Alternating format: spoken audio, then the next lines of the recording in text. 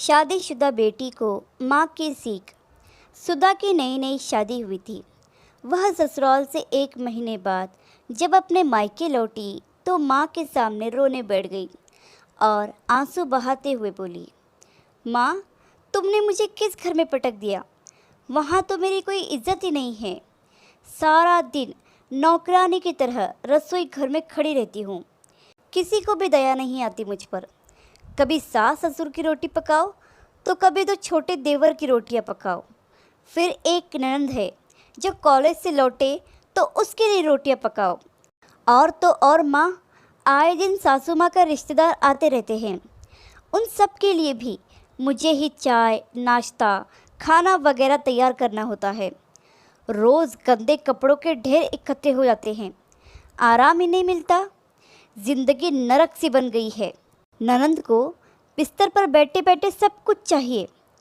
जानती हो, बीते दिन मुझे अपने पति पर गुस्सा तब आया जब उन्होंने महीने की पूरी तनख्वाह सासू माँ के हाथ में रख दी और मुझसे कहा, तुम्हें जो कुछ भी चाहिए एक पर्ची पर लिख देना, मैं शाम को ड्यूटी से छुट्टी होने पर लेता आऊँगा। सुधा की बातों को ध्यान से सुनकर माँ ने थोड़ा सोच कर कहा, तो तुम क्या चाहती हो? मुझे उन सब के साथ नहीं रहना। बस मैं और मेरे पति, हम दोनों अलग अपनी गृहस्थी बसा ले। कुछ ऐसा उपाय बताओ माँ। बेटा, तुम्हारे पास 2 ही रास्ते हैं। एक तो तुम वही रहो और उन सब की सेवा करो, क्योंकि वह परिवार भी अब तुम्हारा ही है।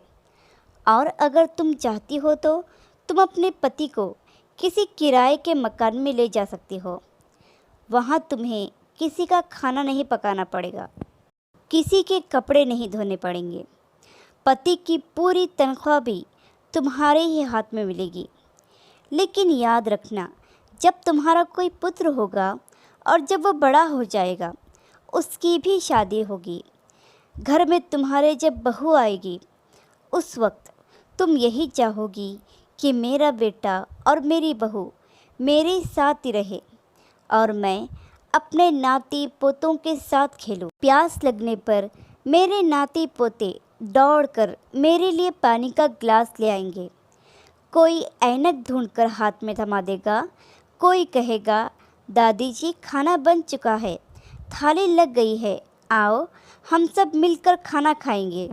माँ ने आगे बोलना जारी रखा, जिन कामों को तुम दुख बता रही हो और एक एक करके गिना रही हो, दरअसल यही जीवन के महत्वपूर्ण क्षण हैं।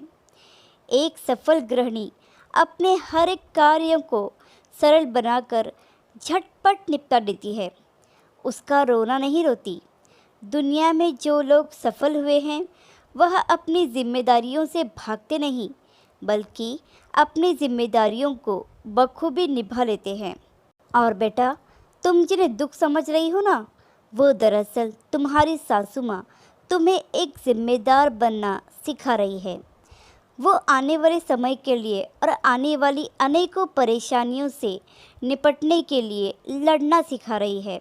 वर्षों से हर सास अपनी बहू को अपनी जगह पर जिम्मेदार बनाने के लिए ऐसा करती ही आई है।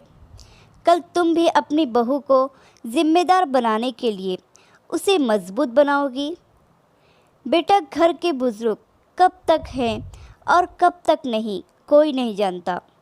वो अपने आने वाली पीढ़ियों को मजबूत और रिश्ते निभाते हुए देखना चाहते हैं। कल तुम भी अपने बच्चों से यही आशाएं रखोगी।